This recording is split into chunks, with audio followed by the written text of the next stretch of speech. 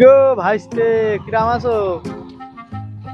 চাচা নাকি গো? হ্যাঁ ভালোই চাচাই আছি। তো ছিলাম, এখন কি আর চিনবানে চাচাকে রে?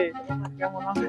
আল্লাহ খুব ভালো রেখেছে। তা তোমার কি অবস্থা গো? এখন তো দেখছি বেশভূষণ সব পাল্টে গিয়েছে, চিনার এই তো কায়দায় চাচা নেই। আছি, আল্লাহ খুব ভালো রেখেছে। আগে তো চাচাকে খুব চিনতে, মাঝে মাঝে দু একবার খালু বিলেও ডেকে ফেলছে।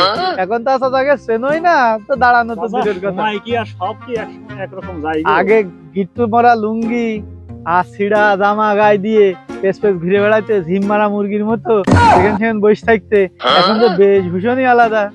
সময় বদলে গেছে চাচা। ভাই রে, লুঙ্গি পরে মাথায় পাগড়ি বাঁধে মনে যাচ্ছে। আর কি, আমরা মাঠে ময়দানের লোক, মাঠেই যাচ্ছি, আর কোনে যাব?